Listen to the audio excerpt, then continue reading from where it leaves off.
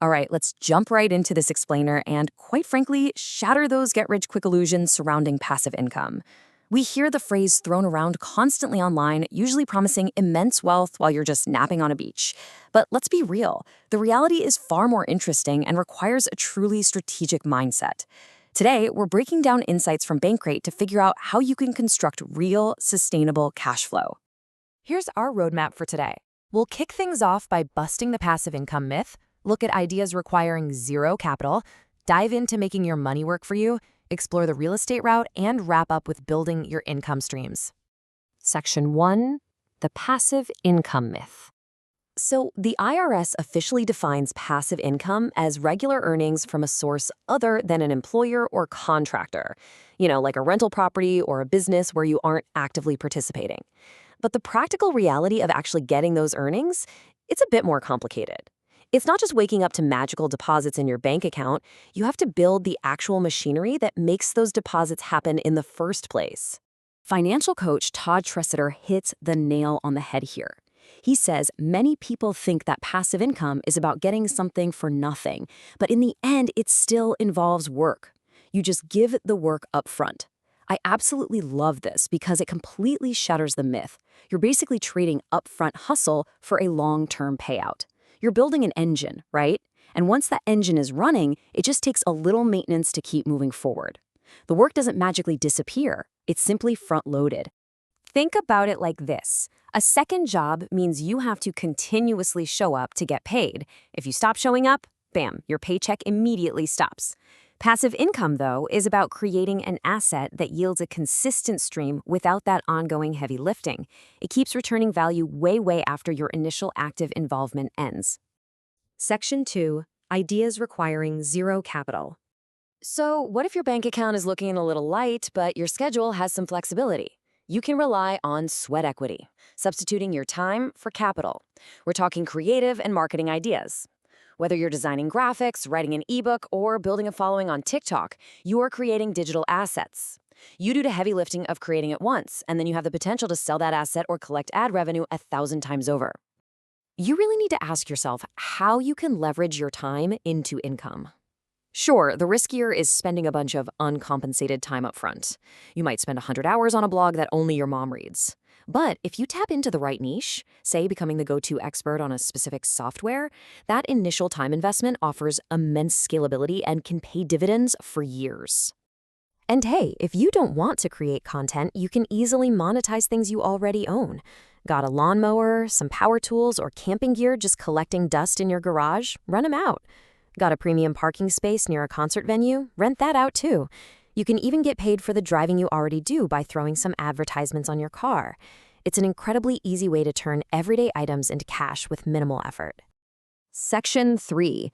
Making your money work. Let's switch gears for those who already have some cash to invest. This is where your capital steps up to do the heavy lifting for you.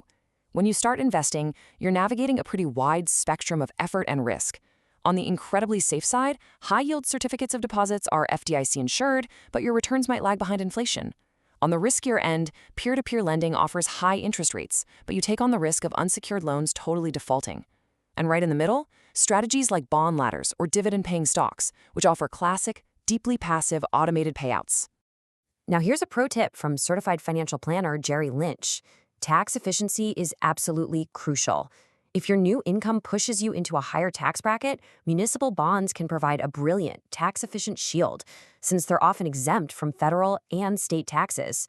Because remember, in the world of wealth building, it isn't just about how much money you make. It is equally about how much money you actually get to keep after Uncle Sam takes his share. Section 4. The real estate route. Next up, let's explore one of the most popular yet widely misunderstood asset classes, real estate. Let's look at the hard math for a second. To net just $10,000 a year in passive income on a property with $2,300 in monthly expenses, you have to hit a target rent of exactly $3,133 per month.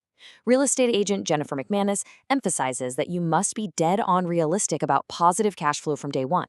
If your math doesn't work out just like this, a single vacancy or a sudden plumbing disaster will completely wipe out your passive income. But, it's not strictly about the spreadsheet.